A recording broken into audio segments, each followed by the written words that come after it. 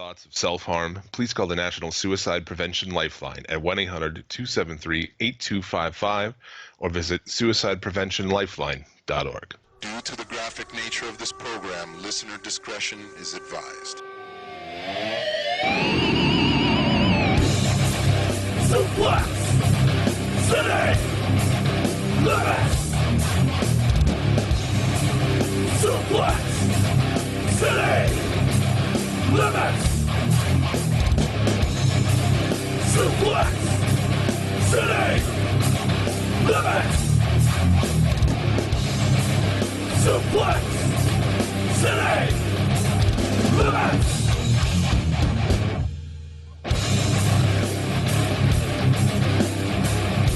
With your esteemed host, Jim Bishop. One of the high points of global warming is that someday there won't be cunts with snowmobiles around here anymore. And Tyler Fudge. No, because I didn't watch any of his matches because he's fucking brown. Suplex City Limits.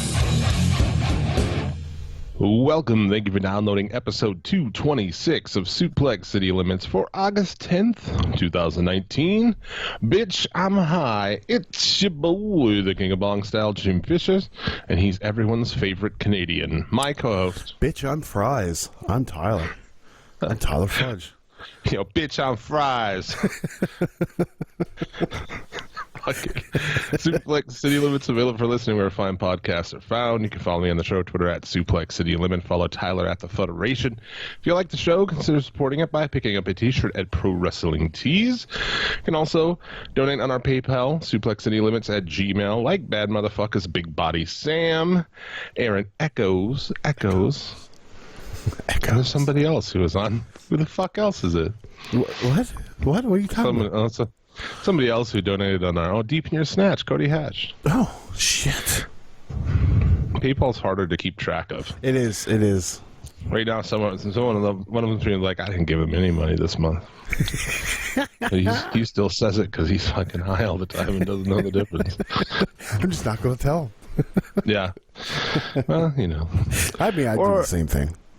Or you can donate on our Patreon, become a producer of the show, get yourself a shout out, like B-Rad Brad, he's not balding Christopher Spalding, C Money, fucking Terry Ansel, scary Terry Ansel. Fucking scary Terry. Caleb, you should see the size of his organ field, Morganfield, Plain Vanilla Martin Corns, our friends at the Smack It Down podcast. Check them out everywhere podcasts are found. They cover a lot of shit we do not. Deshaun, Better Than Terry Balea, Infamous Chris Savage, Kick-Ass Keith Martin, Rice-A-Roni Jabroni, Tyloni, Insanian Jackson, and Jumpin'. Jeremy Folds. This week on the show, we got a lot of New Japan G1 to talk about. We've got Triple Mania. We've got Mark Tank news, top 3. Fucking A, man. There's so much. All kinds of shit. And no TakeOver or SummerSlam because that's this weekend. And Jim, how many matches do you think you'll watch from SummerSlam? Oh, boy. I don't know. We'll find out later. Maybe we'll do a little preview of the show. Yeah, maybe. I say maybe because usually by the time the show ends, it's like we're still... We just say fuck it. We just say fuck it, so who knows? Yeah.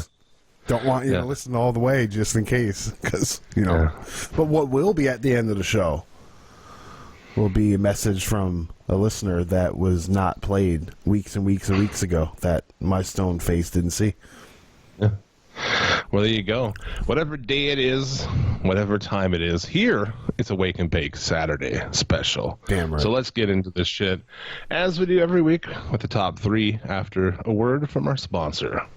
From the pages of the World Wrestling Federation official merchandise catalog, here's Dusty Rhodes. Whoa, this is Dusty Rhodes, and you know I got my hands full in the World Wrestling Federation. And full of what? Come in here, Dollar. We gonna show him some stuff. I got the official WWF merchandising catalog stuff right here. You can order it out of that catalog. Look at here. Woo, Sapphire, come on in here, baby. We got an Ultimate Warrior Suck Cup. A Suck you can take a Cup. cup of milk in it, juicy, whatever you want to do. Whatever we got. Oh, whoa, the WWF official merchandise catalog, brother. Got all kind of stuff in it. You know what I'm talking about? And it's the stuff dreams are made of. Suplex City Limits. Top 3.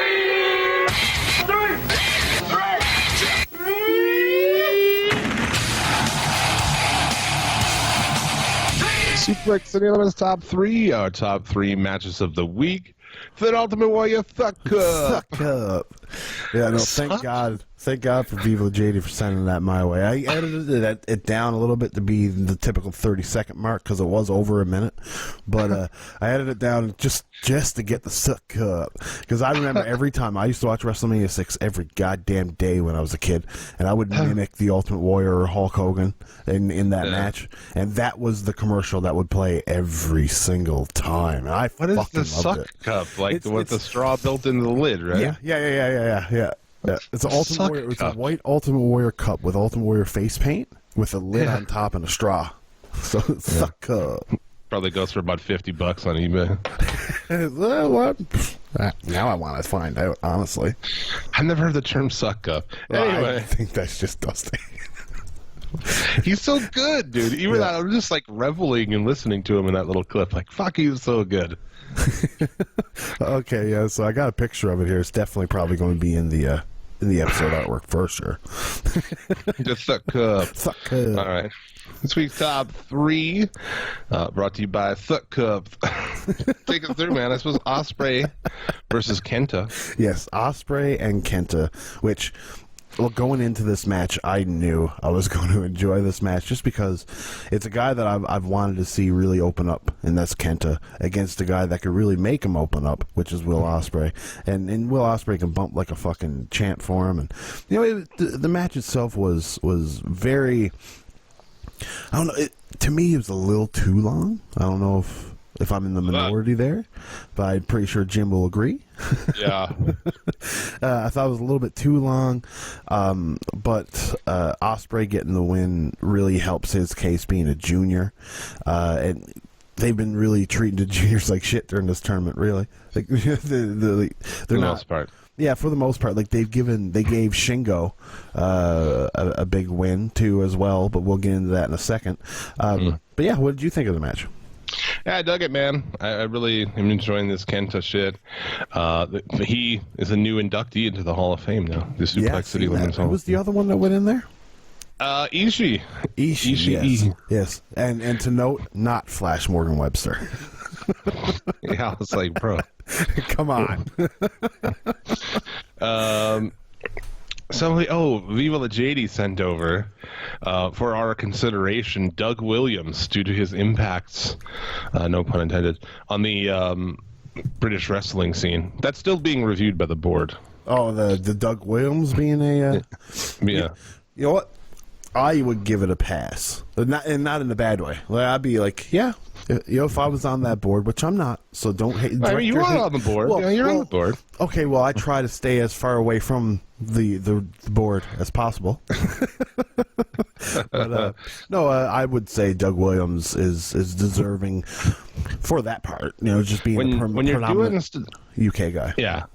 When you're doing shit that sucks, you have to wait until you retire or you have to go back to being awesome. Like Nakamura, surefire into our Hall of Fame. But I'm not putting him in there until he's either done or he goes back to being awesome. Because I'm not putting him in there right now. No. You know? No. I 100% understand that for sure. Yeah. So that's what it took for Kenta. And there's no denying. Let's transition right into Ishii.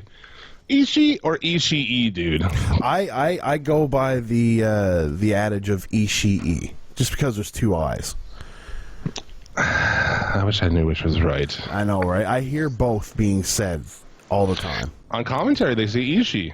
Yeah, and then I've heard. I mean, they would probably. Kevin Kelly would probably know. I'm going with Ishii from here on. Yeah, I mean, you could be right. I feel though the Japanese commentary says Ishii. Oh, god damn it! So like that's the real teller. If the Japanese say it, I want to be a true Puro nerd. You know? I already call everything off the top rope an avalanche. I'm fucking in already, dude. Avalanche suplex. Fucking right, it's an avalanche. It's not a super because it's off the top. It's an avalanche version. It's a much better name. 100%. Yeah. But yeah, there was no denying this year. Ishii, just the fucking man. This match against Shingo was another long match, but it didn't drag to me at any point throughout. No, God, no. This match was so hard hitting and so fun to watch. This was my favorite match of the week. Yeah, I 100% agree. This would Takagi and Ishii was so fucking good. It's just beating the fuck out of each other for like a large portion of the match. It's just beating the shit out of each other. You have the Battle of the Sliding Lariat story going on. They're just talking shit the whole time, dude. And they both just sound fucking awesome when they're just like going back and forth in Japanese. Yeah. No, and if you look at it too, both of these guys, Shingo is essentially a more athletic, younger version of Ishii. You know? Because like they both wear the girdle. They both have the tight pants. They both are thick as fuck with barely any definition. And then they both just hit so goddamn hard. Yeah. The fucking chop battles in this, the strike, the elbow battles. Dude, just, I loved it, man. Me and Travis were watching this. And during the opening chop battle, Travis went up just to get something to drink. And when he came back down, he was like, did I miss anything? And I was like, well, they went outside, and they chopped, and then they came back inside after a 19 count, and they chopped some more. Yeah. And they're still chopping Travis. Yeah, but it was fucking awesome the whole time. It was. Oh, 100%. Yeah. Insane near falls all the way through, and Shingo gets the win, surprisingly. Yeah, I was surprised. I was surprised, too. I loved it, man. For me, I get the whole Arcada thing, but for me, my favorite matches this year have been two Ishii matches against Shingo and against Moxley have been my favorite ones. Yeah, I mean, Shingo is really making a case that he should be in the heavyweight division. And with that win over Ishii, he's obviously going to be going for the never openweight title at probably Kings of Pro Wrestling. And maybe he'll win, and this will start. Shingo's fucking great. I love it. So yeah, check that match out if you haven't. And then from this morning, Okada versus Ibushi. Ibushi has to win to win the block. He does. Spoiler alert. Mm-hmm. Mm-hmm. It's gonna be a beautiful day on Monday. Just awesome.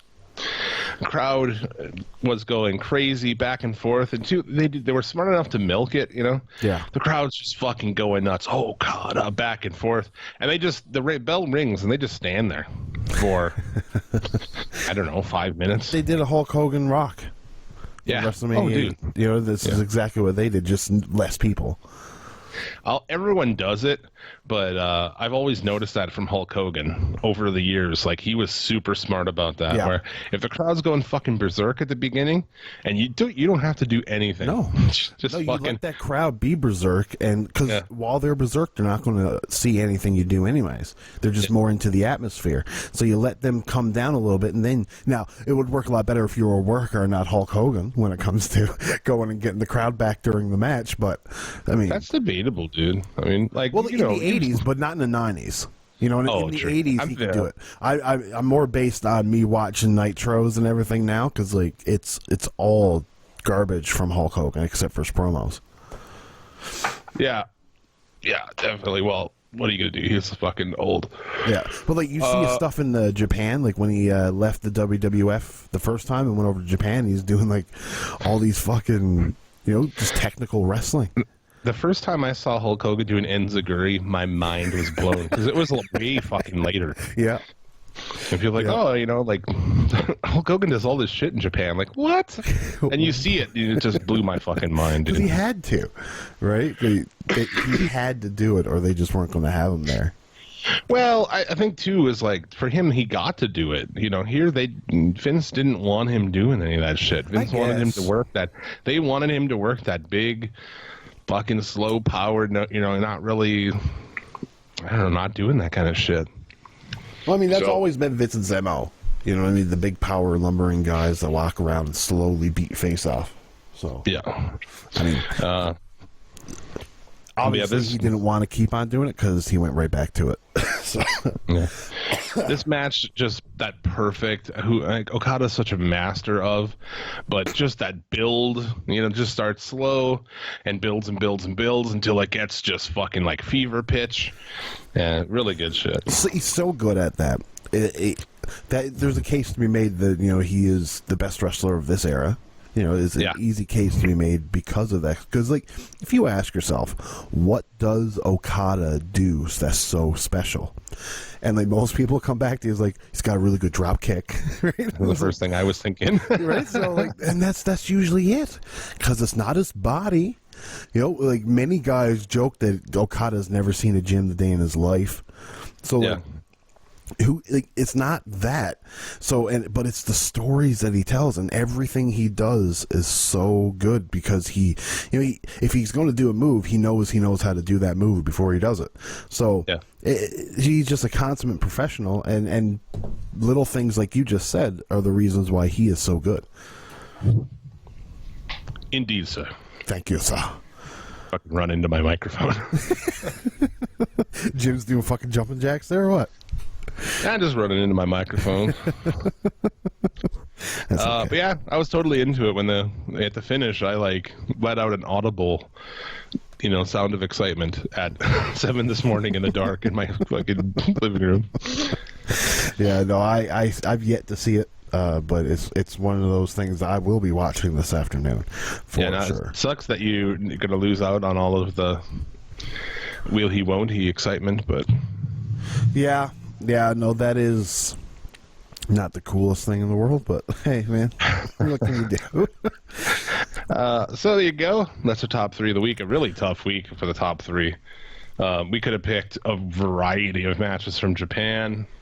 Could have picked maybe something from Triple Mania, maybe.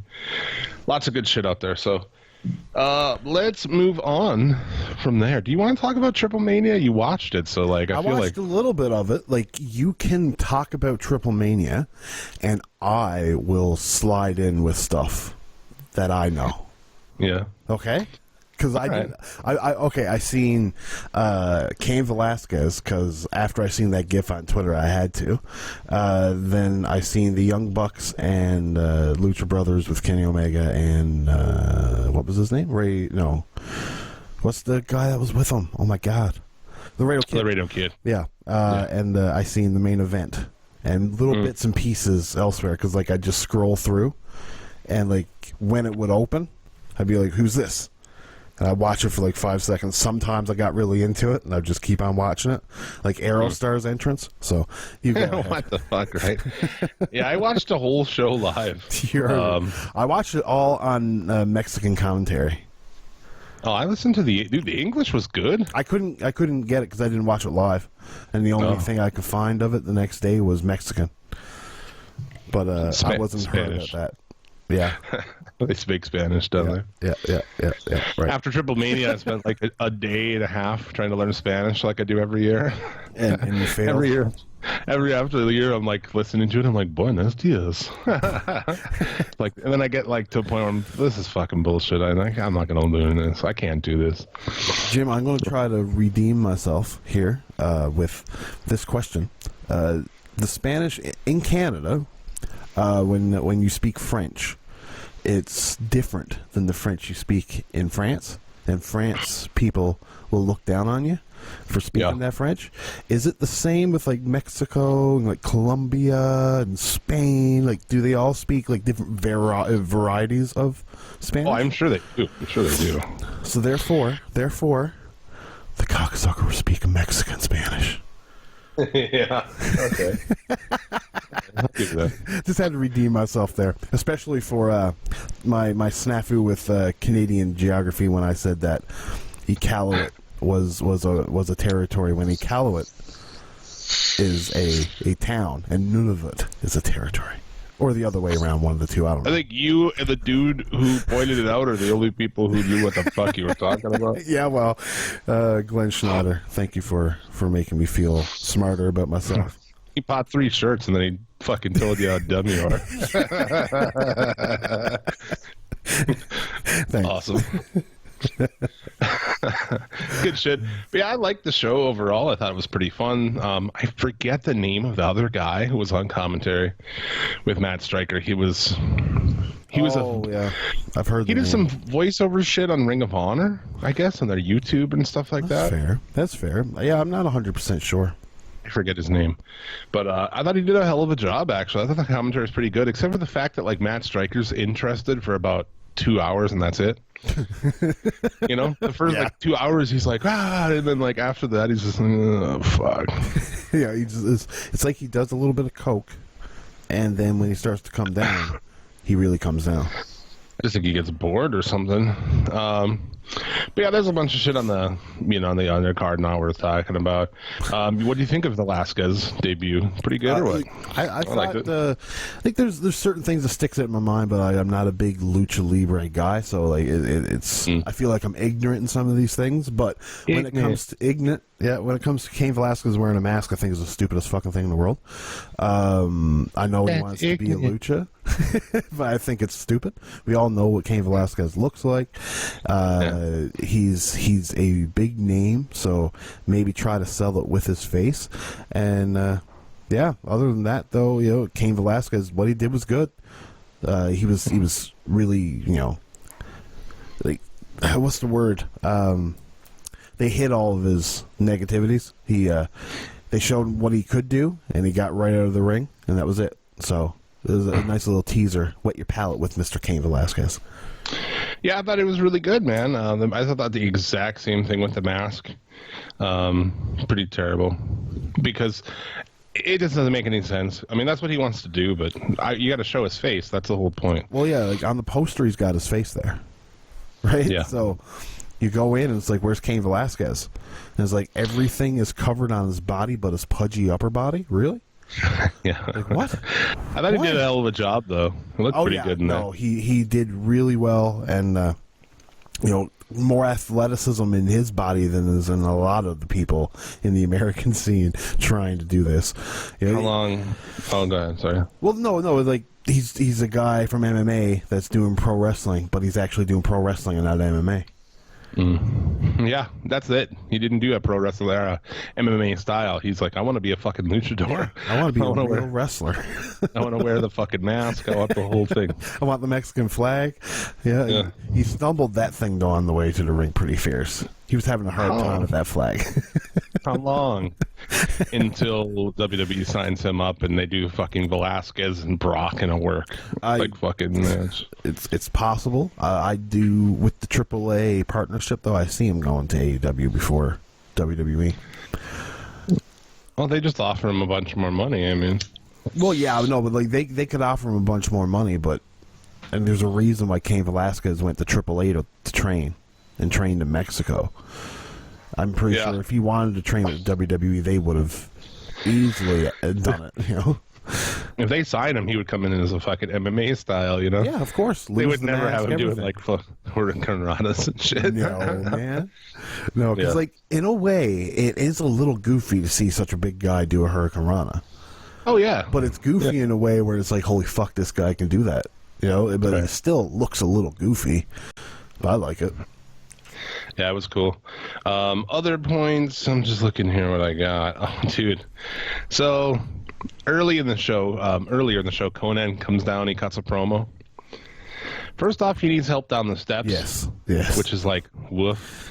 He stands at the top of the steps and, has somebody come over and help him down, which was like, man, that's tough.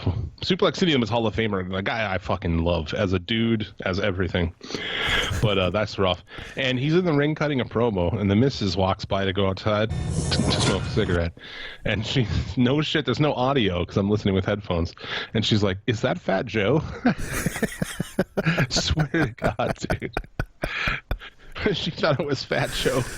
Oh, man. Fat Joe, big pun.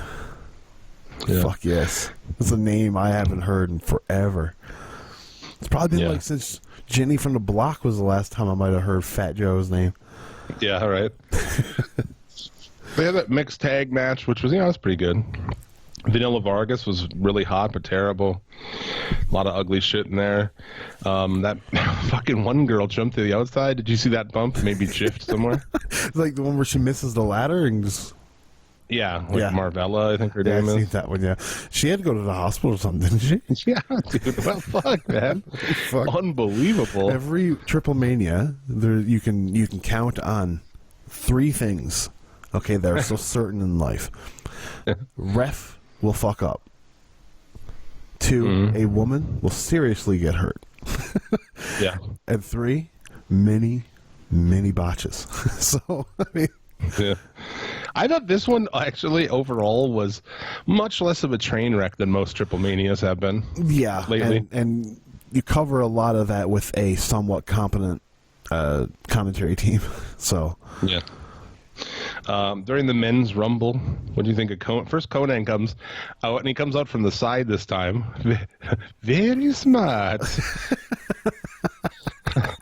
But later, Vampiro comes down, and they have this big brawl.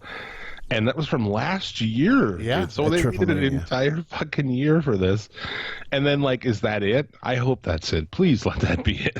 it should be it. No way in hell does Conan need to be wrestling in today's day and age. Like, Conan has not been a regular... I haven't seen Conan in a wrestling match since, what, the middle 2000s when he was in TNA? Like a real match, yeah. Yeah, like a real match. So it's like, do you really want to even see? Why would he be coming back, like 15 years later? I don't know, but he's a hell of a promo still. He is a great promo, and that's where he should stay. Because if you're a hell of a promo but a dog shit worker, guess what? You're a dog shit worker. So yeah, that kind of rises above it. If I'm WWE, I fucking back up the truck to that guy and pay whatever it takes to get him in and have him like do something with these fucking, have him manage a heel luchador faction using all of their underutilized luchadors. I mean, it would work if you ask me. It didn't even need to be heel; it could be face. Yeah, but it would never push a bunch of luchadors like high on their shit. They're too busy running cars into cars and shit, and then showing the same car without a dent after. Tipping boxes on top of people. Oh, man. Riveting television like that. So much. Yeah. Let's see. Fucking hated it. What else did you get here, man? Tessa Blanchard won the women's belt. That was pretty cool. Yeah. I mean, it shows that they have, Tessa's got a lot of stock.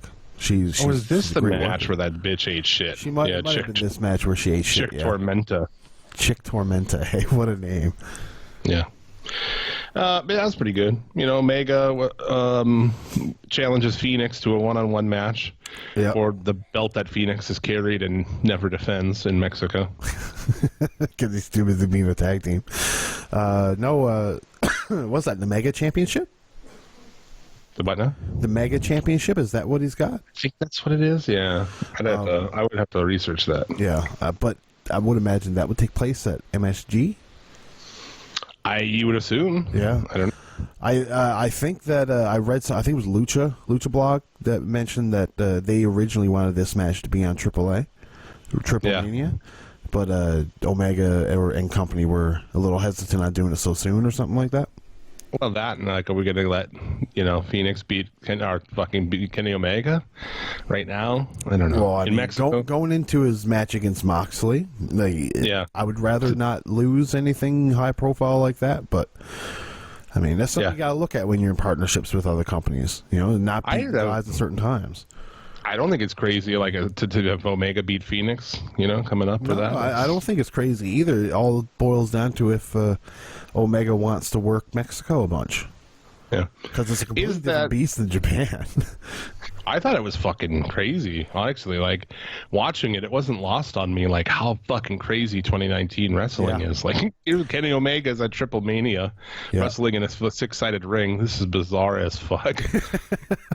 Yeah, it was. I agree. I thought the match was fun, too, though. It was... I feel like it was better than the last time, the Fyter Fest one, I think it was. Was it Fyter Fest, or was it Fight for the Fallen? I don't know. I can't fucking remember. They're all the names are the same. I think it is. I think it was Fyter Fest. But I think this one was better.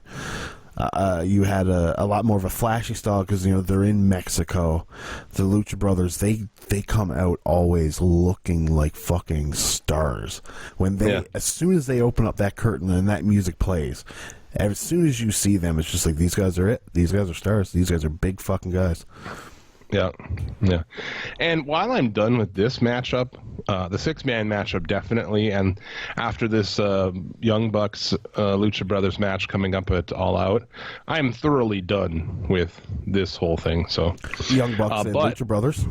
Yeah, 100%. Just the whole of this grouping. But are you interested in Omega versus Phoenix? I think that'll be cool. I've heard that they put on a match of the year candidate at NEW or whatever the fuck that's called. Right. So I never ever seen it because like I'd rather see that match on a more grander scale. I don't really want to. It just kind of takes it away when you look at it and it's like, okay, this is a great match, but it's only in front of like 200, 300, 400 people or whatever. Like, you know what I mean? It seems like you wait for it to be on a bigger scale, and it's just going to be fucking huge. You better get that shit moving, man, and get any AEW guys that they'll fucking give you to try to sell out MSG, because the ticket sales have been really shit for that. Real, of course, I can imagine. I mean, why wouldn't they be? Like, literally everybody's like, this is fucking bizarre. Like, yeah. What are you trying to do? Yeah, like, there's no reason for AAA to try to run MSG. Other than the fact that it's an ill-advised business move. But, I mean, they should have enough. Like the Omega and shit in there, you could sell a few more tickets, I think, because that fan base is already proven that they'll buy tickets and they'll fly to towns. So if you're in that market, like, I would love to go see AAA. I think that's awesome. I mean, especially to MSG. Like, so I'm surprised that the ticket sales are soft, and especially you imagine they have a Hispanic, audience there who watch the shit. But I don't know. Hopefully, it does better. They need to get anyone they can. If they can get the Bucks or Cody or something. And there's no reason why. You're in a partnership. The show is in the States. Is at MSG. The last time that you guys had any chance of wrestling MSG was with ROH in New Japan. That didn't happen. Go to MSG now. Because I'd assume that they have plans with MSG later on down the road with AEW, because like, why wouldn't you? You save the New York market for a big show. You go there for, let's say, Double or Nothing next year, or like 2 years down the road, try to sell out MSG. Because I mean, it was technically them that sold out MSG for New Japan and ROH. It's just nobody knew they weren't going to be there. Yeah, sort of. All right, so main event. What'd you think of that? Blue Demon, Wagner Jr. So much blood, dude. It was a fucking bloodbath. I mean, like, everybody knew Blue Demon's not losing his fucking mask. Yeah. You know what I mean? But of course, he's won like 22 of those matches or something. He's not going to lose them now. So, like, what about what was the whole kerfuffle about the end? Was it Blue Demon said that he was retiring, or Dr. Wagner said he was retiring, or something like that? Like, what happened? Oh, I don't know. I didn't gather any of that. I don't know. There was some kind of like promo at the end where one of them said, "You should. I'm going to do what you should have done a long time ago and retired," or something like that, and then walked away. And then somebody pointed out the fact that he's booked for like the next 3 months in a bunch of places. Oh, I think that's Wagner. Yeah, I think that's Wagner. Yeah. Well, yeah, it's fucking. It's bullshit. It's AAA, man. Where too did we have? Oh, earlier in the show. After Pagano won that, was it Pagano won that, or was it Psycho Clown? Where the fuck did that happen? La Parka came out and attacked LA Park. I don't know. I didn't see that. Set up a mask versus hair match. Like, bro, we fucking been fucked over by you before on this shit in AAA. 100%. 100%. We're like, oh, Roosh and fucking LA Park, mask versus hair, and then it never fucking happened anyway. No, and it's not going to. God, no matter how many match times. Is probably not going to happen either, because La Parka's a fucking asshole. He has been fired from there. He has quit there. All this shit he did so many times, and yet he always comes back. It goes to show just how popular La Parka is in Mexico, but I mean, the dumb thing. I might be in the minority, but I have no interest in La Parka at all when it comes to matches. It's like, if I wanted to see an old fucking gassed out man fucking pretend to be his fucking former self, I'll just watch WWE and Goldberg and Undertaker and shit. Yeah.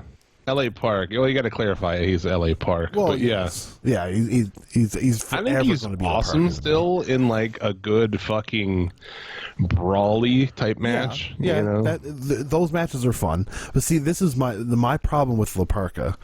It stems more towards the same reason why I find Chris Jericho matches to be boring. When you watch a Chris Jericho match, it's the exact same match every time. He's going to go to the crowd. He's going to spit in the camera. He's going to grab a camera. He's going to give a finger to a camera, and that's every single match that he does. La Parka, I want to see that match now. I want to see L.A. Park versus Jericho, walking around, walking and talking, fucking bleeding all over. That'd be awesome. It could be fun, but L.A. Park's matches are all the same too. Every match is just like brawling, and then he rips open his mask and bleeds every time. It's awesome. But yeah, you can't be confused with La Parka or El Hijo de La Parka. Yeah. I mean, they're both not the same guy. They look the same. Like L.A. Park Jr. Fuck, I don't know. I think the La Parka guy now looks more like La Parka did back in the day. He's a little slender. He's a little more slim, but he's not as good as La Parka was. Yeah. I love this main event, though. I thought it was great because it was a bloodbath. It's like using a hammer. Demon's using a hammer. He wins by smashing a fucking piece of concrete over, not even a cinder block, just like a big chunk of concrete. It's fucking awesome, dude. Hits him over the head with a giant piece of concrete that, like, bursts into, fucking many pieces. Are any of these guys related to the guy that threw the cinder block at the guy's head in Cuba or Mexico or whatever? No, I don't think so. But he just like fucking Wagner drops like a pile of dog shit. It was awesome. And dude, just Blue Demon just pouring blood. They shave his head in the ring. I don't know. For me, that shit's awesome. Like a mask versus hair main event is almost always badass. Yeah. Especially when Blue Demon's running around with a fucking hammer. Awesome. Anyway, enough of that Triple Mania shit. Talked about that for a long time. Before we get off of the random wrestling things, I figured we should just go back and just preview the Block B match finals for the G1. So you got a 4-way tie at the beginning for first place. You got Goto, Naito, Jay White, and Jon Moxley. The 4-way tie with 10 points. So the main event will have Tetsuya Naito and Jay White. And so that will be, I mean, whoever wins that one's definitely going to the finals because both have 10 points. A win tonight will get you to the finals. Goto is going to take on Takagi. I can see Takagi being pulling an upset here and beating Goto. Just to even out the odds. And then Juice Robinson takes on Jon Moxley, and I assume Jon Moxley is going to win to go to the finals to take on Naito. Or, no. Wait, how would that win? They don't go to the finals like that, but like... No, whoever has it tonight wins. Well, see, that's the thing, though. There's no way... I suppose Juice Robinson probably will beat Jon Moxley then. And so whoever has a tiebreaker over who... I have no idea what the fuck, how this... side is shaping up offhand. I just know the 4 people are tied. I don't know who's got tiebreakers or any of that shit. I assume Naito goes to the finals, though, because Ibushi Naito 3, they've been building to this. I think it's going to come down to that, where it'll just be Naito and White. I don't know. I mean, dude, Naito and Ibushi doesn't do a lot for me. We've seen it a bunch of times. We've seen it twice already, but they've been going towards this route, I feel, and this is probably where we're going to go for that final. I mean, what other final can you get, really? You can get Goto and Ibushi, Moxley and Ibushi, or Jay White and Ibushi. I want Moxley and Ibushi. Yeah, it would be interesting, wouldn't it? Because every one of these matches, pretty much every match he's had over there, obviously not with Fat Fuck Fale and shit, but a lot of these are dream matches for me, man. That was a cool thing about G1. It's like, you're going to get all these Moxley dream matches. Moxley and Naito and, Takagi and shit. Yeah, no, I agree. But I do feel like it's going to be Naito. I do. That's the way my mind is going, but, I mean... Oh. It could be Moxley. I would not be upset at it being Moxley. Because it's like, this feels like it's obviously Ibushi's year. It felt like that the whole time. Yes. So 100%. I don't know. I'm with you, but I'll root for Moxley in hopes of getting Ibushi Moxley because I think that would be fucking weird. Yeah, well, we'll know right away. That match is not going to be the last match. That's for sure. And that's why I feel like it's he. I wish we knew the tiebreaker, because well, yeah, I don't know how. I can't remember who is beating who. Right? It's so difficult because that whole graph that the New Japan does with the dots. That's how you can tell that really easily. But I don't know how to read that graph. Or like whenever I learn how to read that graph, by the time G1 comes the next year, I forget how to read that graph again. I never even looked at it. Fuck is this shit, Sengoku, motherfucker? I don't understand this. Randy. I think I got fucking Bango looking at this son bitch. I don't know why I want to play this now, but Randy, you tuning son of a bitch! Don't fucking practice, Randy! practice your Sengoku, Randy. Everyone, get the fuck out. That includes cocksuckers and retards. Fucking crazy. That has no place in a wrestling podcast, but it is on this one. Yeah, except for when Randy's here. Randy. And it's kind of my default, like Southern, when I'm doing something as in a Southern voice, I just Dwight Yoakam. Yeah, I'm being Dwight Yoakam from Sling Blade. Yeah, Doyle Hargroves is what his name is. Hargrave. Anyway, so that's tonight, and then what? Monday? Yeah. Monday is the finals. The big show is on Monday. Yeah, because Japan doesn't give a fuck, I guess. Nope. But Monday's a holiday in Japan too. Oh. Yeah. So and it's going to be an earlier show. I think it's at 3 in the afternoon over in Japan. So it'll be starting, I think, at 11 o'clock here. Yeah. So. Oh, yeah. Wait, it starts at what time? 11 p.m. or a.m.? I think it's 11 p.m. Yeah. I think. I could be wrong. It might be midnight. No, it starts at I'm going by, like, both of us have different time zones. So. Right? Yeah, you're an hour ahead of me. Yeah, this is, I don't know. It takes place at 1 o'clock in Japan time. And they're like 12-ish hours or something in front of us, so yeah, it would start earlier than normal, I guess. So yeah, that'll be fucking. The only thing I advertised is the final. There's who knows what they are. There'll be a bunch of tags and shit, or I assume so. We might get. Actually, no. I was thinking we might get a junior heavyweight title match, but that would be. I think. Advertised. I'm coughing my lungs up right now. Yeah. Okay. You think that would be advertised beforehand? You know what I mean? Yeah. Because there's no reason not to. Yeah.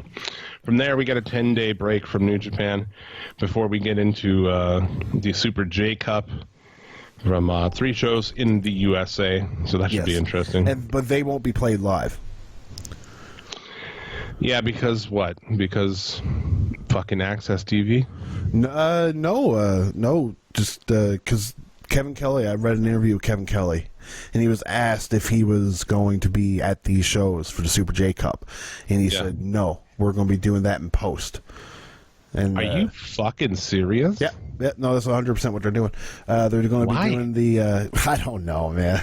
I have no fucking idea. Why is it every time they come to our country, they ass fuck all of us, dude? I don't know. I mean, that's the question to be asked, I guess. It's like the rare occasion where you get a show from them that's here that you can actually watch at a normal time of day. They ass fuck you with putting it on Access and not New Japan World, despite, tons of people not having the channel. Just all these little things that they try to fuck you with. This is bullshit. If this isn't live, that's stupid. Why you put it in later? I'm not even going to watch the shit if it's got commentary after. Why would you admit that? I don't know. I don't know. He seemed pretty like he didn't want to talk about it very much. You know what I mean? Because it was a Wrestling Observer Radio. Dave Meltzer was talking to him, and he asked him, it's just like, yeah, no, we're doing it in post.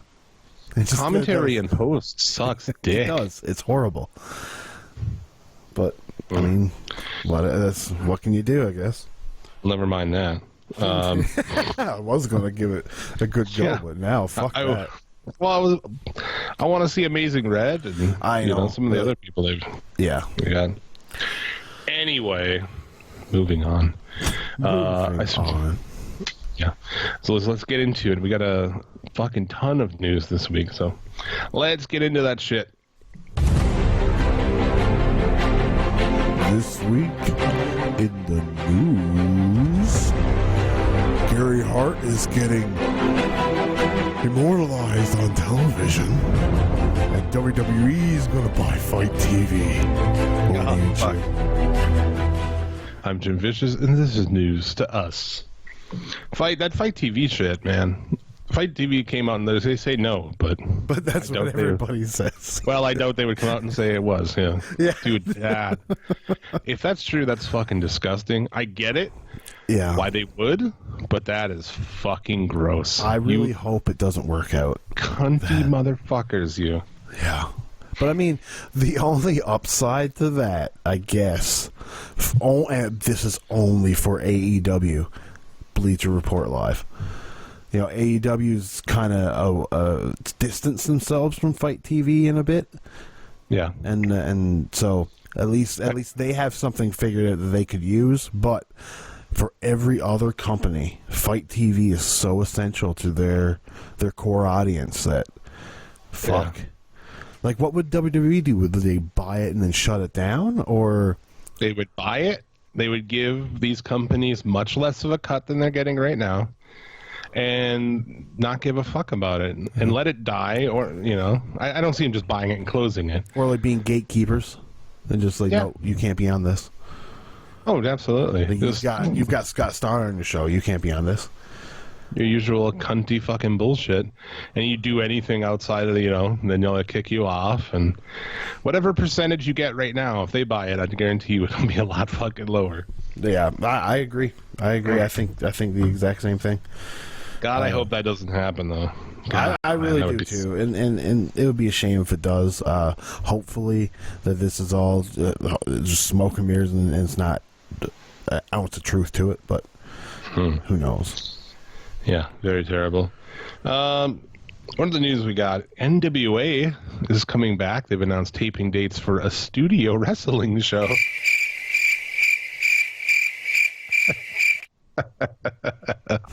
What the fuck? Could you have announced this at a worst possible time? No. And the tapings are like right before All Out, I think. I think they're week after. I think they're September 9th. So great. Yeah. September 30th through October 1st. That's fair enough. So actually just both right nights, before the TV taping. Yeah. Yeah, right, just before there goes debut. Your flying crowd. They have 2 nights of television tapings in Atlanta. I imagine you think it's at Center Stage or what? I guess. Maybe. Did you hear Billy Corgan say that TNT came to him first? Dude, that sounds like such bullshit. Because I don't think TNT went to anybody. No. I assume AEW and Tony Khan went to TNT. And they sent TNT a text. Yeah. What did Billy say about? I don't know if I heard that. No, that's basically the gist to it. That they wanted him to do a studio wrestling show from Atlanta. On TNT. On TNT. And he declined it. No, it was for Bleacher Report. It wasn't for TNT. It was going to be for Bleacher Report Live. But that'd be the other thing, actually. Back to the Fight TV thing. The only other thing I could think is like you start offering on Bleacher Report, and you kind of make that become the new Fight TV if WWE wants to buy Fight TV. Yeah, and well, you've had NWA pull out from their partnership with ROH, so that they no longer have that tie. It's not like it's a crazy thing to think of that the NWA show winds up on Bleacher Report Live as well. It's not out of the ordinary to be like, oh wow, you know what I mean? I just don't know what they're doing right now at this time in the business. No, I can't see it being on TNT. It just be like it wouldn't hurt AEW if they were. No, well, it's not going to be. But I mean, I'm saying just in general, why are you trying to film like pilots. I don't even understand, man. Yeah, their whole business model has been so weird compared to they others. have 4 wrestlers, dude. Yeah, they got Sienna Miller, or what? Sienna Miller, that's an actress. Sienna, Allison Kay, Nick. I could never Magnus. I don't know. All this, and then you've got who else? Colt Cabana? No, James Storm. James Storm. Wow. And then someone else. I don't know who else. Tim Storm. Tim Storm. What a fucking luck with roster, that. boys. Yeah, good luck with that shit, boys. Oh, my God. There's a Letterkenny joke there somewhere, boys. Yeah. Would you let that one marinate? I'm almost done. I'm ready for the new season in October. Oh, really? You've piled through them, hey? Good. I got like 2 episodes of season 6 left. Yeah. Good. There's nothing like fishing in Quebec. If you have Hulu and you haven't watched Letterkenny, I don't know what you're doing with your life. yeah. Or Crave in Canada. Yeah, that's where I watch is on Crave. I fucking love Crave. Crave is basically our Hulu, and it's really good. Yeah. Some other just smaller news. MLW is all the referees have undergone CPR training. Good on you, boys. Oh, fucking wait now. I got one here. I'm pretty sure. No, it's not here no more. I used to have an applause. But I appreciate your ambition with the soundboard today. Oh, you know, much appreciated. I try. So hopefully, I think that's great. I think all referees should be CPR certified everywhere. 100%. Like, what are you if you're not? You know what I mean? Like, what referee anywhere is not got some kind of first aid? Yeah, it's really good. So props to them. Ukes will no longer be developing the WWE 2K games. It's still gonna be shit. It's a 20-year relationship between Ukes and WWE. Yeah, it started with... first time I remember seeing it was the SmackDown games, but it might have been on the N64. Yeah, they are splitting from 2K. The California-based Visual Concepts will be taking over, and I guess they've been co-developing the WWE 2K games since 2014, so don't expect them to be good. No, don't expect a change at all. I'm just waiting for that Aki game. Yeah, no shit. They announced, I guess, this week, Reigns and Lynch as the cover. Yes. For that game. Why? I don't know why it's such a big deal. Read the cover review. Who gives a fuck? Yeah, and then everybody was just like, it's the first female on a fucking wrestling video game cover, which it's not. See, that kid tried to argue with me, like, this is specifically a 2K game. Yeah, it's like, come on, kid. Like, if you got to read that heavy into it, then you raise up another question. Well, why are they promoting that this is the first time a woman's been on a 2K wrestling game? It's because they want you to think it's the first time. Stupid. I'm surprised it wasn't Rollins. Like, I don't even know why it was Reigns. He was on the last one, wasn't he? I guess he was. It's Roman's turn this time. You can be on next time. He's never been on one. Yeah, hasn't he? Sure he has. No. Okay. This week in Simon Gotch cuntiness. Oh. A guy we formerly fucking enjoyed. Yeah. For his sentiment on Enzo. Enzo's a fucking abortion. Yeah. We have that one still. No. I like Enzo became not a thing to talk about anymore. So like, that's true. It came out to make way for other things. So there you go. You already said about Meltzer this week. Something about how star ratings are stupid or something. No, that he talks. Someone asked him like what kind of what star rating in a stupid match between him and 2 other guys would get from Meltzer, which is like the dumbest question to ask a fucking guy. Yeah. Anyway, he says that the only smart thing that could come out of his mouth is a bullet that went in the back of his head. Like, really, dude? That, to me, comes across as a guy whose career is just going lower and lower, and it's like, I need to do something to get people to talk about me again. And also, maybe a guy who's still holding a grudge from the person that made it aware, made everybody aware that he got his ass kicked by a fucking luchador in the bus. Yeah, that's Who true. kicked his ass, Sin Cara? Fake Sin Cara. Hunico. Yeah. Well, there you go. Tunico. He's a fish luchador. He fought somebody else too, I'm sure of it. It's like Swamp Thing, the luchador.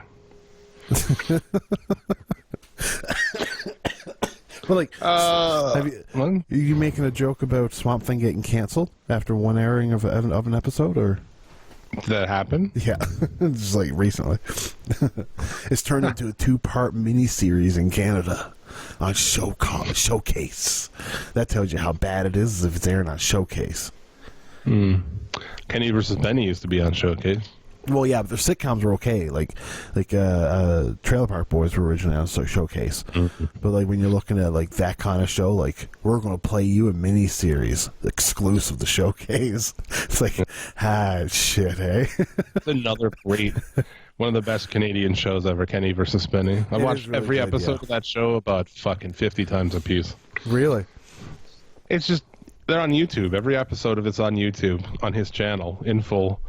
Commercials cut out, and just like, I don't know, I just like throwing it on, and like it's kind of my, some people default to things like The Office. Yeah. If you're doing shit, you just throw it on in the background. Like I just throw on Kenny versus Benny.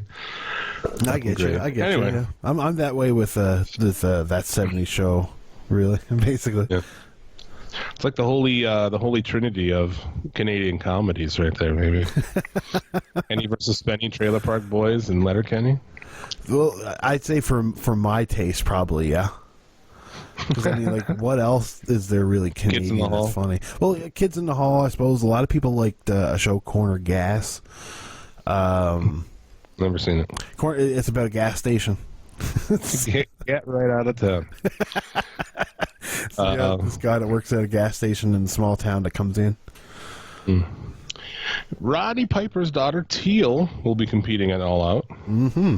Yep. I don't know what my opinion on this should be. I don't think she wrestles. No. Like, am I supposed to be excited? I thought it was cool. I was like, it's cool. Yes. It's a sentiment that's cool. You got WWE over there promoting that they got a girl that Roddy Piper gave the jacket to. And on AEW, you got the girl that's actually Roddy Piper's daughter. So it kind of has a bit more clout to it. But the girl, I don't even know if she has any athletic background. I don't know. She is revealed in a new video from AEW with some other females. And I might as well talk about this here. It's more of a marketing. Smoking. Yeah. They go into this casino, and Jake the Snake Roberts is the dealer. I think he probably could be, honestly. Yeah. I don't know if they just he's like, well, you can swing by my work. Like, all right, well, you work at a casino? That's great. Hey, Jake, do you have a wardrobe for this? Why, you just wear your uniform over after you get off. No problem, brother. Did you hear him when he said, it's like, we're going to play 21s? Well, I got 22. Did you hear when he said that? Yeah. I was like, awesome. Oh, my God. Like, so great. It was great. And he was smoking because, smoking fucking looks cool, let's be honest. And he smokes. And casinos, people smoke. Anyway, your mom who doesn't smoke. Fucking America, you can. Oh, I didn't know. I suppose they don't want you walking away from the table, eh? That's fucking glorious. I went down to saw this Prince tribute act at the casino, and the best part was just walking around smoking, sitting there smoking. Yeah, smoking. Smoking in the casino room. Just smoking in general, man. So I remember I went to South Dakota, and I went to this restaurant, and they're like, smoking or nonsense. I was like, what? I kind of caused a scene at my surprise that smoking was an option in this fucking restaurant. Well, when I first moved here in Newfoundland growing up, you couldn't smoke in bars. After a while, anyways. But when I moved to Alberta for like a year, you could. And I was like, are you fucking serious? Like, I would just, like, when I go out and drink, I would get so much more hungover and drunk because I didn't have to go out for smokes. You know what I mean? Like, I'm just constantly smoking there. And then that just makes the hangover 10 times worse. And it's just, but it was glorious. You stunk so bad, though. So this Nick Hausman guy, who I guess was the original co-host of Bischoff's podcast, he fancies himself an interviewer. I think he does interviews. He was posting a bunch of shit about like interviews with Ring of Honor guys that he did at the show yesterday. Oh yeah, that fucking barely anybody went to. Yeah. I heard that the show kind of filled out after a couple matches. Fuck, did it look full to you when what's his nuts from the Machine Guns stole a dude's sleeping guy's shoe from in the crowd? I didn't see it. Travis told me about it. Yeah, Travis told me about that. Yeah. Alex Shelley took a dude who was asleep's shoe, and it's like 2 rows of people, and then just a fucking sea of empty seats behind him. Awesome. How was Alex Shelley in that match? Did you see? No, I didn't watch that shit. I love him, but like, dude, him and Taven, yeah, for the title and main event. Call me when him and Saban are back together. Yeah, exactly. When they're in AEW and back together, get the fuck out of here. Yeah, or if he goes to WWE to have one last match with Kushida. Yeah. So that's Nick Hausman. He says, please, AEW Wrestling, tags him in it, of course. I'm begging you, enough with cigarettes. They add nothing, and you are tactfully making them look cool. They ain't. Yeah. See, if that's the world we live in, right? Dude, like, fuck. I don't know how I quote tweeted it pretty aggressively. I don't know what I called him, like a modern day bitch ass wrestling fan. Tons of people liked it. Like, so I think the vast majority, and looking at the comments on it, the vast majority of people are like, shut the fuck up. Yeah. And it gives me a little bit of hope that maybe we're going back the other way on shit like this, you know, where it's like, just shut the fuck up. The people are going to smoke if they're going to smoke. You know what I mean? Like, to me, if you see it on TV and you see Jake Roberts, of all people, smoking a cigarette, you know, like, it's not like everybody is smoking a cigarette. You got Joey Janela, and then you've got Jake Roberts. That's about it. Yeah. That's all. Well, and what's his nuts always smokes. Joey Janela always smokes. Well, you know, that's what you meant. I did say Joey Janela. Okay, I'm sorry. At least I thought I said Joey Janela. But yeah, anyway. So like, it's like, whatever. 2 of the 45 guys that are there smoke cigarettes publicly. Yeah. Okay. Someone responded with Dean Ambrose blowing cigar smoke in Arnold's face. Yeah, in the WWE 2K video. Yeah. And that one's, dude, that's marketed to kids, dude. Yeah. That's marketed to like little children. This kid's a fucking pussy, dude. Yeah.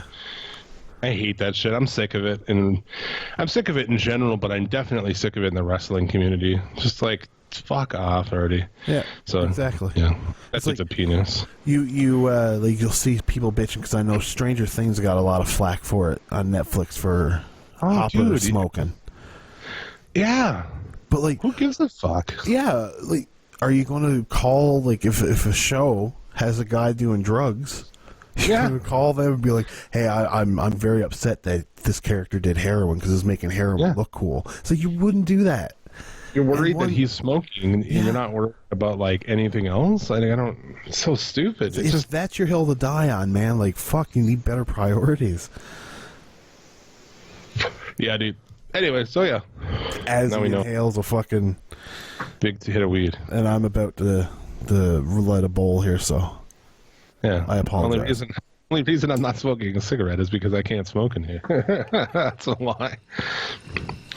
But 100%.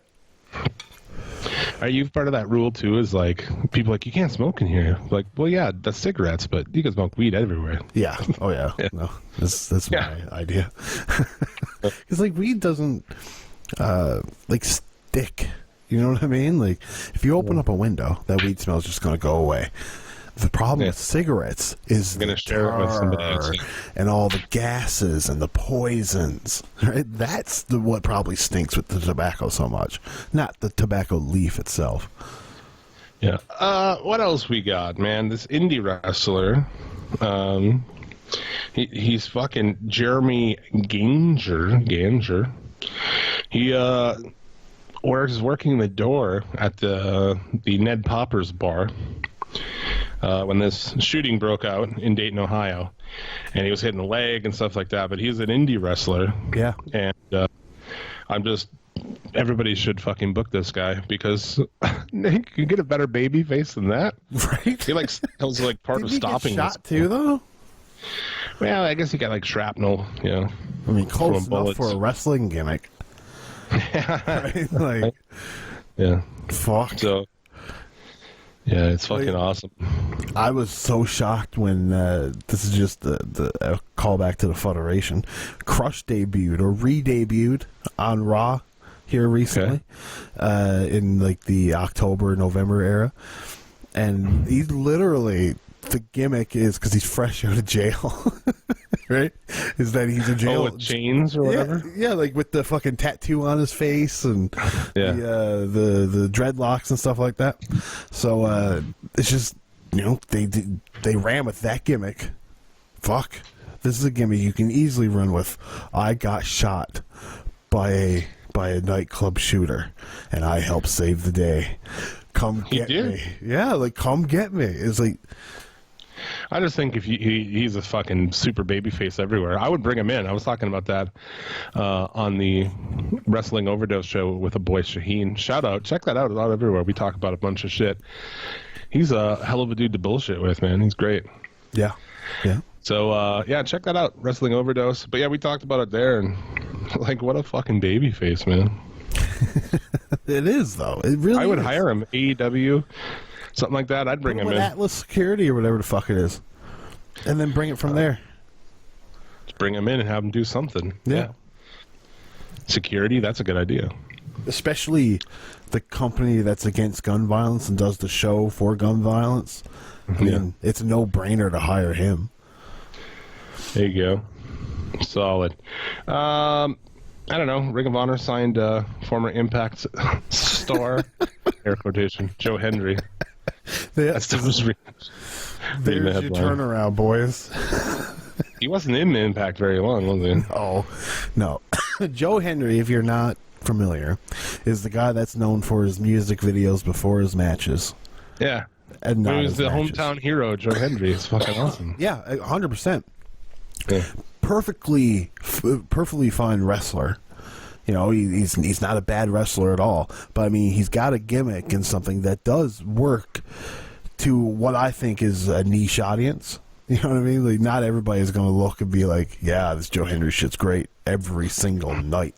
Because like Joe Hendry's going to lose his luster if he's on weekly TV and big shows. Yeah.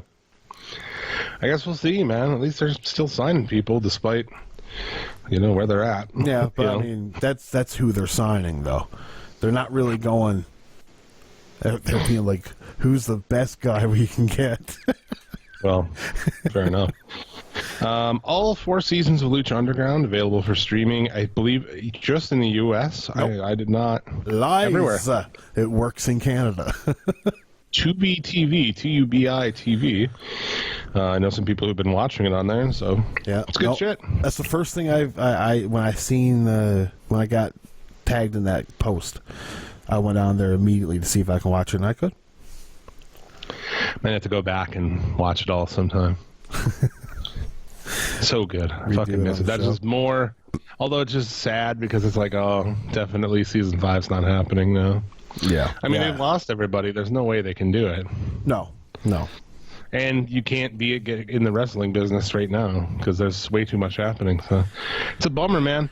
It'll go on as just this little blip of amazing in the history of wrestling. To me, I fucking love Lucha Underground. Like I'm a giant nerd for it. So I know some people didn't like it and some people thought it was whatever, but I love the shit out of it.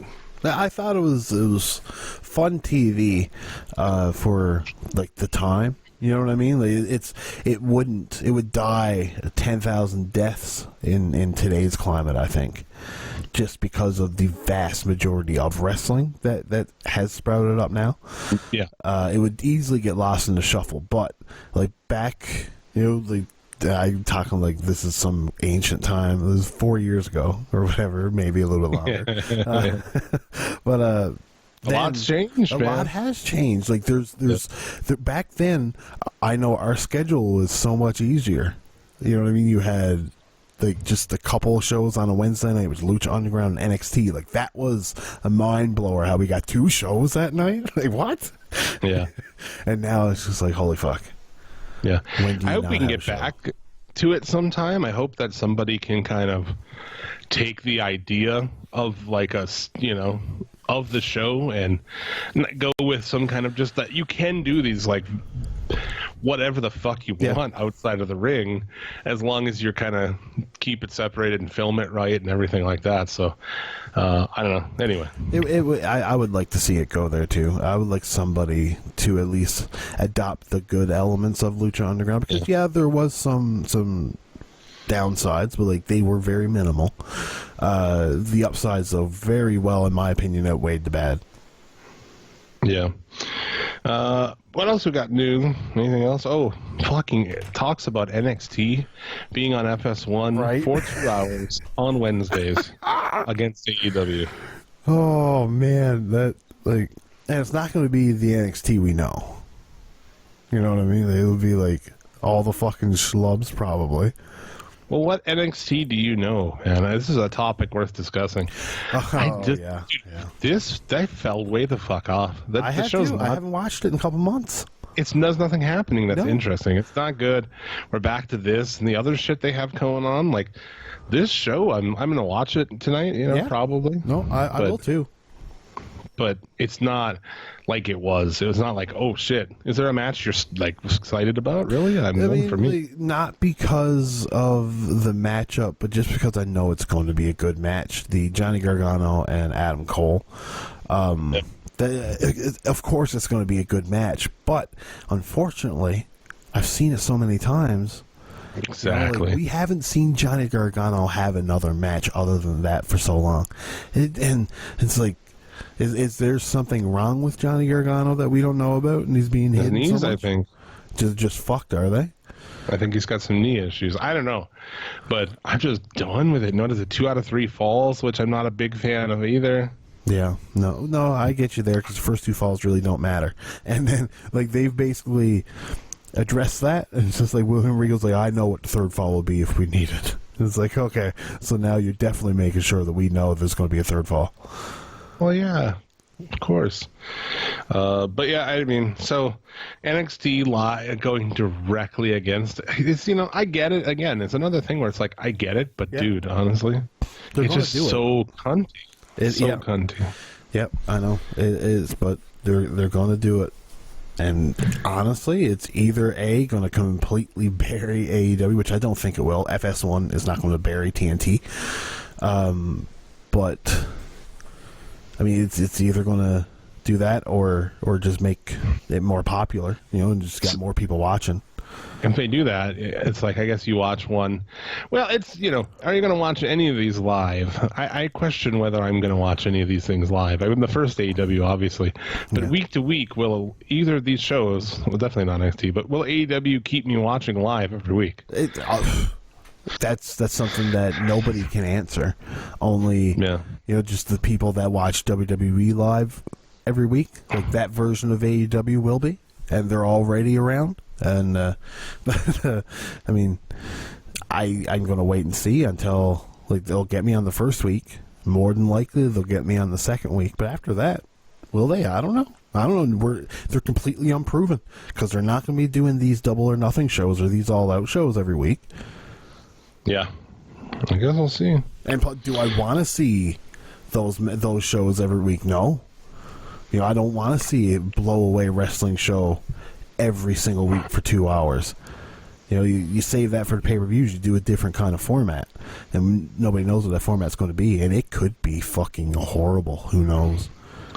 Oh yeah, librarians. Yeah, shit. They'll yeah. do like the Michael library. Nakazawa. They'll do like a talk show, like the library, and it'll be fucking. It'll be them having a little interview show in the From ring. the book stacks. I wouldn't fucking doubt it, dude. Oh, my God. Yeah. I don't know. Anyway, also in that women's battle royal are Jazz, who that's why she left NWA, I guess. I mean, I guess Or maybe that's not why she shaved her related. head. She pulled a Britney Spears, eh? Shaved Did it. she? Yeah, she's bald. I didn't see that. Why? I don't know. Maybe she went crazy. Maybe that was how she got out of the NWA. Was Billy Corgan said you got to shave your head? I don't know. No. You got to be like me. Like it's like bald, like skin bald. Yeah, like skinhead bald. Jesus. That's weird. And Ivelisse, speaking of Lucha Underground, who Yeah. she's had tryouts. She just had a tryout in NXT, I think, recently. Yeah, she was in she was in NXT before. Yeah. It was a game show. What's the knock on her? There's got to be some knock on her because she's pretty fucking good and shit. Is she a pain in the ass or what? I That's what don't I've heard. know. I don't know. Maybe I wouldn't be surprised. You know what I mean? But is it She's true? good. I don't know. Yeah, I don't know. She is good, and that's worth a lot in my opinion. You know, and like if she's a little bit of a pain in the ass, it all depends on how good she is. Yeah, she's hot as fuck. She's good. Yeah. Yeah, should be no brainer. Okay. So yeah, you got anything else? For the news bits, well, I Yeah. mean, hold on here. I might not though. It seems like we've really touched on everything. I did mention how Gary Hart was going to be immortalized or whatever. He's What's that about? MLW is honoring Gary Hart on their television tapings next month. So it's just like a Gary Hart tribute show. And Lance Storm has closed SWA Storm Wrestling Academy down. And Jimmy Uso was banned from coming into Canada. I think the other one probably is too. Probably. So they were supposed to come in for a signing, and that seems to not be happening now. Well, they were supposed to be on a match, I think, for SummerSlam. No, there was no match. There's no tag team match at all that has. No, been I know, but I promoted. thought they were setting one up, and it got scrapped. Oh, I don't know. Maybe. Who knows? Either way. Maybe. And the next edition, or one of the next updates for Fire Pro World, I know, Jimmy, you can't play this, but will be a Stardom roster. So that's pretty interesting. Oh, that's cool. Yeah. That's all I got for news. There you go. Fucking no Fire Pro on Xbox. That's weird, though. Like, I don't know what I think about that. You know, it's on Steam, so why can't it be on Xbox? I don't know. All right, and what's going down on the Federation? We just released our Survivor Series 1996 episode with the fantastic Bret Hart Steve Austin match, the first one. It's such a fucking great match. The It's double turn unreal. bloodbath, right? No, that's WrestleMania. Oh. That's Oh, right. the WrestleMania the next year, so it's like 4 or 5 months down the road. So like, it's a really good build that like as a child it went over my head because I never ever went back to watch this stuff. I watched it when I was a kid, and that was about it. But like you got the Survivor Series match with Austin, who he's calling out Bret Hart because he hasn't been in the WWF at this point in time. This is the summer where Eric Bischoff was courting him to come to WCW, which he vehemently denies that he did. Yeah. But when he came back to the WWF, his first feud was with Stone Cold, who was fresh off of the Pillman's Got a Gun episode, and so he's red hot right now. And so he goes into this match against Bret Hart. Then Austin eliminates Bret Hart and technically wins the Royal Rumble that year, but he was eliminated, but nobody's seen it or something like that. Then it goes to the Final Four, where it's the four-way with Austin, Bret, Undertaker, and somebody else I can't remember now for the vacant WWE title. And then it goes Austin and Bret at WrestleMania. So it's just a solid 6 months of just Austin and Bret. It's so fucking good. It's rad, man. Yeah. There you go. check that shit out. Federation, if you like this show, you're going to love that shit. Check it out everywhere podcasts are found. On the Suplex City Limits Network side of things, pay-per-view Take 2 is up. TNA Hardcore Justice 2010, hosted by Gerald and Jim Violence. Because like all the talent on that show, we couldn't use the names that we're known by either. That's so great. It was a pretty fun show. Had a good time. I thoroughly enjoy these TNA shows. I'm with, because it wasn't Brad who said that he's going to do the was it Money Mark tier, whatever the fuck it is. He hit the Money Mark tier. I've yet to hear what he wants. He's talking about some. No, he's talking about Death Days WCW, but I don't know. That's interesting as well. Like, so I don't know. The talent on that roster might be hard to book a good show. Yeah, but that show's up. It's basically an ECW reunion in TNA, and it's fucking weird. But we have a good time talking about it. What were they called? The Extreme Revolution or something like that? Oh, like the Philadelphia promotion. Oh, that's what they were calling it. Yeah, okay, I got you. All kinds of shit because they couldn't say ECW. Weird. And Balls Mahoney's called Cajones. Yes, it's kind of like Hardcore Homecoming. Those ECW reunion shows that happen the same time as One Night Stand ran by Shane Douglas. So yeah. So they're up. They're pretty fun. That's fun. Coming up also on the channel this week. The next episode of They Live for Horror. Tom and Jared take a look at The Void.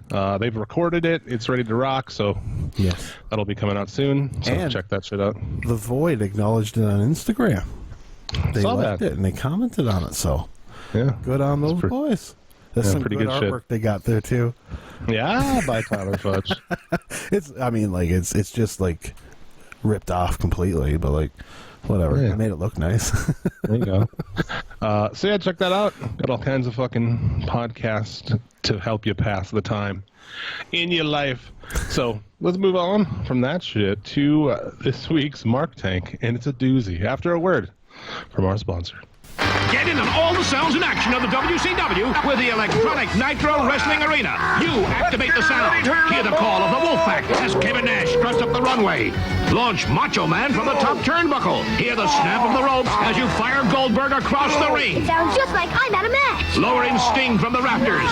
Hear the count as you pin your opponent. It's the best WCW wrestling ring ever. The new WCW Electronic Nitro Wrestling Arena. Figures sold separately. Batteries not included. Who's next? Mark is a guy that pays his last $20 on crack cocaine. Mark is a guy that believes that OJ didn't do it. And Mark is each and every one of you son of a fucking bitches. It's Mark Take, where we read Mark comments off social media as they are typed. Every time a child presses that "Let's get ready to rumble" button, Michael Buffer got 50 cents. Yeah, what a overpaid guy. Yeah. So yeah, we got a mixed bag this week. We started off with a little bit of iconic Markdom. Alistair Jones, this one sent over to us by our boy Justin Robert on Twitter. Much love to you. This Alistair Jones says, "My heart is broken. All I wanted was for Peyton Royce and Billy Kay to be champions. Now that climb begins again, but I hope you girls will win those titles back." There was a lot of people that were very upset that they lost the titles. How the fuck is anybody a fan of them? Like, I'll never say like, oh, you know, you're wrong for liking this person or that person, but like, to be hardcore about that is fucking stupid. I'm sorry. Yeah, I agree 100%. Again, like I've said it many times, is this your hill to die on? Really? Yeah.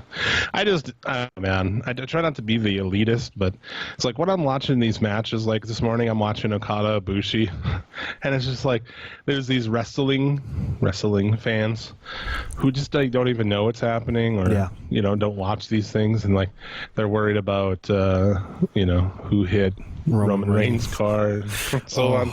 It's fucking abysmal. Yeah. Wrestle features. We see a lot of people evaluating the Iconics title reign. How can you evaluate it? They got used 4 or 5 times since Mania in April. They didn't even get a chance. Any criticism toward them is extremely unfair. 112 likes at the time of that. Wow. 1 hour. 1 hour after it was posted, 112 likes. I mean, this part of the climate of today, I guess, is nobody likes anything to ever be criticized that they like. And it's like, then it's just like, how did you like that? Like, what do you like about that? Like, I understand, like, the gimmick. Like, their promos were somewhat bearable for a while, but then that just grew old on me. But, I can understand why some people thought they were funny, because they just thought that they were hot girls who were just talking in weird voices. Dude, I saw somebody, I think it was WWE porn on Twitter, bless those people, where they were posting these pictures of Billie Kay, like, outside the ring, probably from her Instagram or something. And, like, dude, Billie Kay is hot. Oh, of course. I had no idea with the fucking weird-ass clown makeup they put on her every week on TV. Why does she look so fucked on TV? She doesn't even look hot. I don't know. She's just hot, though. It's weird. Of course she is. She is. She's got a nice bum. But, like, I mean, fuck. I don't know. It's the whole game. I hate everything about it. I really do. It's just, I guess that's just the difference in age, I guess. I don't know. You want some Ziggler stuff? Ziggler Goldberg stuff, maybe. James Good says, it's sad that Dolph has to go through this crap. Ziggler is 10 times the wrestler that Goldberg is or ever was. Like, again, I understand why he thinks Ziggler is a better wrestler, because, I mean, he can do more. That's obvious. But this is, like, the biggest thing Ziggler's done in years. Drew Mercer, now Dolph Ziggler, can be buried every more. Goldberg will win in 2 mins. Dolph needs to leave WWE and go somewhere he will be respected. It is so sad, and Dolph will get squashed in 2 minutes just to put Goldberg over. The only place I think Ziggler goes where he is pushed like people want him to be pushed are real indies. You know what I mean? Like places where he's the big dog. Like, I don't even think if you go to AEW he would ever be a main eventer. No. To me, at this point, it's like, if you want to prove something, dude, you go to New Japan and you work the G1 or something like Moxley did. Yep. You know, it's like, Rollins wants my respect, then he can go and fucking work the G1 and earn it. Yeah. Well, like, you take Ziggler too. Like, every spot is a hope spot. You know what I mean? Everything, he overdoes everything at every time. Like, you go and, like, somebody pointed out how he was in a battle royal and like, he did the, oh my god, I'm going to fall, like, 4 times in 3 minutes. And it's like, dude, like, it works when you do it, you build to it and you do it once. And it's like, oh my god, he's going to fall. But, like, every time you do it, it's like, I care less about it each time. Maybe a little bit of a Rollins-Lesnar action for you. Mitchell Reynolds, do you know Brock Lesnar got banned, this is B-A-N-D, in UFC for taking drugs? Get rid of it, though. Get rid of it. Fuck it. Did you know? He's not... Well, yeah, he got banned. More Iconics for you. Oscar Jarmillo. The Iconics should have retained their titles. 10 exclamation points. The Iconics deserve better. Won their rematch so that they become champs and elevate those titles. Yeah, elevate those titles, baby. Yeah, dude. Oh, man. What an elevation, yeah. Yeah, you went from Sasha Banks and Bayley to the Iconics, and now we're at Alexa Bliss and Nikki Cross. I guess. I mean, I think from here, it's definitely an elevation from what it was, but it's still less than what it originally was. Yeah. This one's great. Goddess Amy 78. She's now been banned from Twitter. Has she really? Yeah. After this, I was like, holy shit, I want to see what else this bitch tweets. But she was already been removed. So, WWE Alistair is a pedophile supporter, as he has a tattoo of the logo of pedophilia. All his other tattoos are satanic. WWE, this is full of garbage. And she posts a picture of, like, I don't know, it's like a swirling thing or something. It's probably not even true, you know? I didn't know pedophilia had a logo. Yeah, evidently it has multiple logos. And, like, it's not something I'm going to search in my phone. I'm not going to be, like, because, like, at first I was like, what is that logo? I was like, I should search this up. I was like, no, Tyler, don't. Yeah, I mean, it's not even, I mean, it's like a swirling thing. It's like, it could be anything. It's just fucking crazy, dude. Like, what the fuck? I mean, honestly, conspiracy theories can run wild in wrestling, that's for sure. Yeah. BR Tres? I don't know. It's like one fucking word. At BRTRESE01. One thing I found quite angering about yesterday's Monday Night Raw was the CM Punk chants, which is really upsetting to me, in my opinion. Upsetting? Okay, anyway. I think CM Punk is not going back to WWE, nor is he going to go to AEW. I don't understand why people don't get this. CM Punk is done.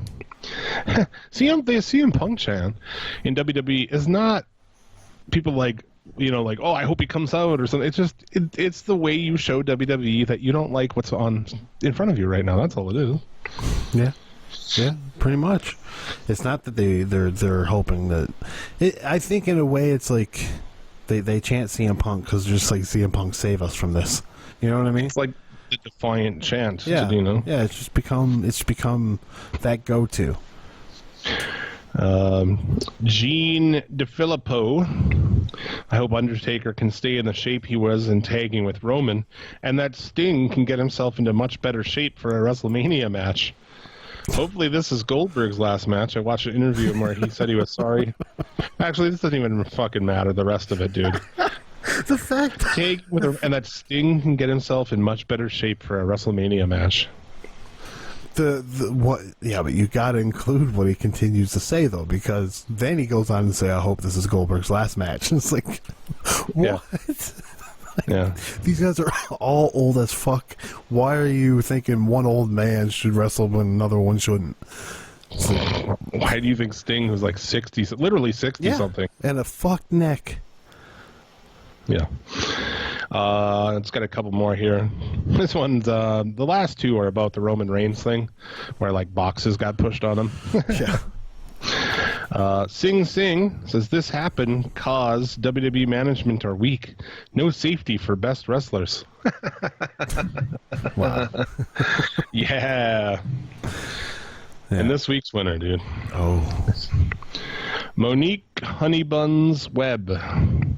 All caps on this, mind you. If it was an accident, the person working on the forklift would have apologized. I don't think it was accident. Man, just say who did it. What you just said is one of the most insanely idiotic things I have ever heard. Everyone in this room is now dumber for having listened to it. Oh, boy. Yeah, there you go. That's it. If it was an accident, the person working on the forklift would have apologized is spelled wrong. I don't think it was an accident. Yep. I mean, they kind of revealed it that it was Roman, I guess, or that it was Rowan. Roman kind of beat that apology out of Buddy Murphy.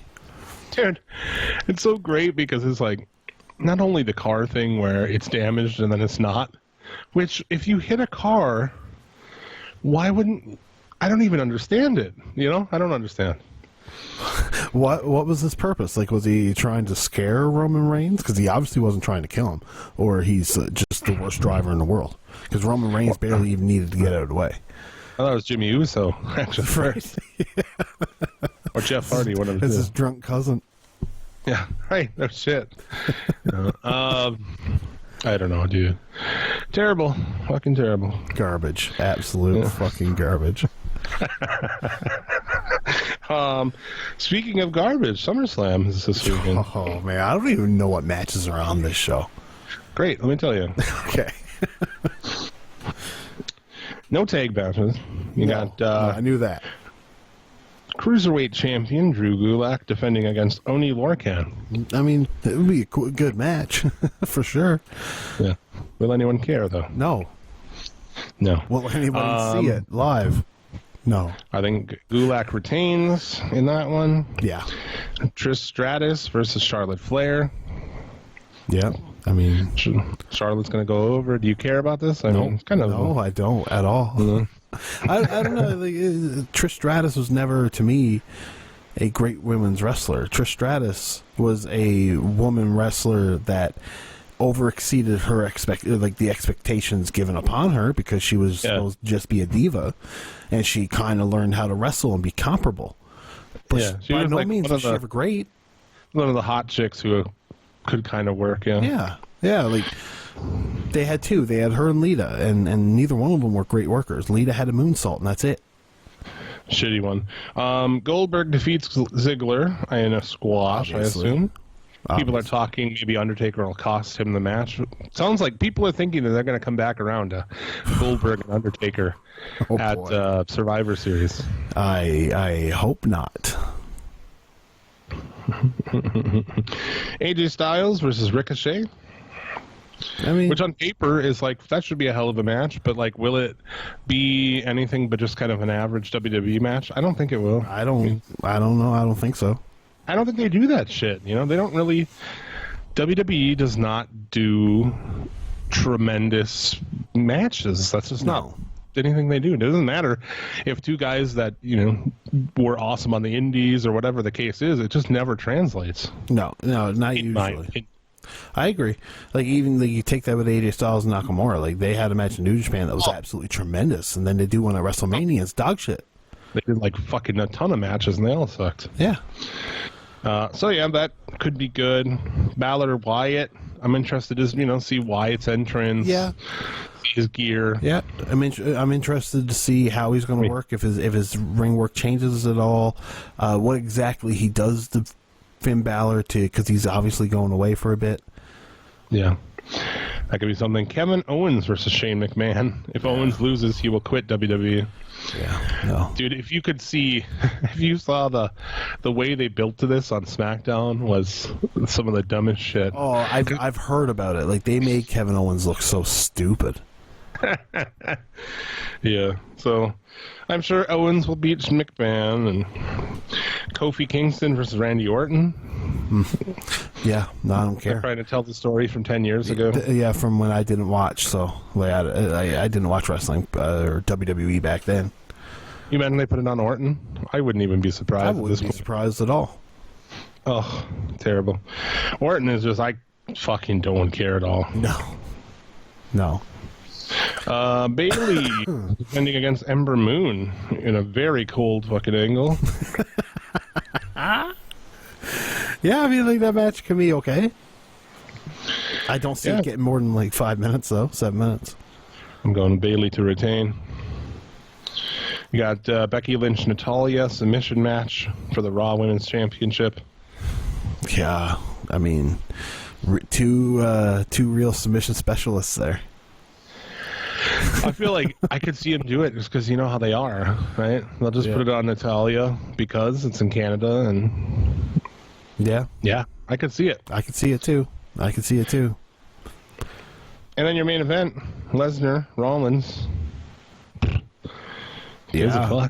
I mean, like, why? Okay, so Rollins is getting the shit kicked out of him all the time by Lesnar, right? Yeah. Yeah. But the last time they fought, Rollins won in like minutes.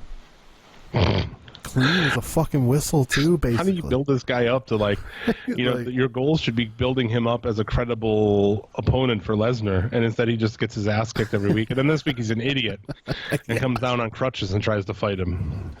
Yeah. Like, why would anybody root for this fucking guy? Especially when he's on sympathy for the Nazi fucker? Like, what? Especially when he's on Twitter being a cunt, like, daily. Yeah, like you just want to see this now. Yeah. I don't really care about this show. Probably not going to watch it.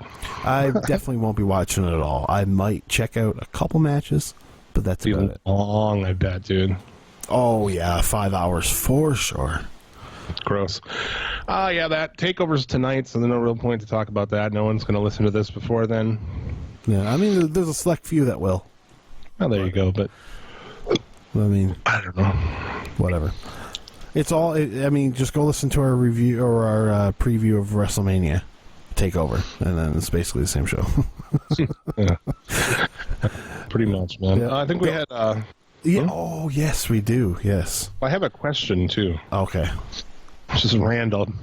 Black Jungle Snake. Black Jungle Snake. Yeah. I don't know if you talk about him or his dick or what. He messed this on Twitter. Who do you guys think was sucking Michael Hayes' dick backstage the most? Like what? He thinks Melina. Oh. Because of her whole ways back then. Who was sucking this? Wasn't it Alicia Fox? I'd say Lita or Alicia Fox. Like, didn't Lita like suck dick to get training or something? I don't know. I don't know, man. It takes what was that one chick we always thought was one who was worked there forever but never did anything? Layla?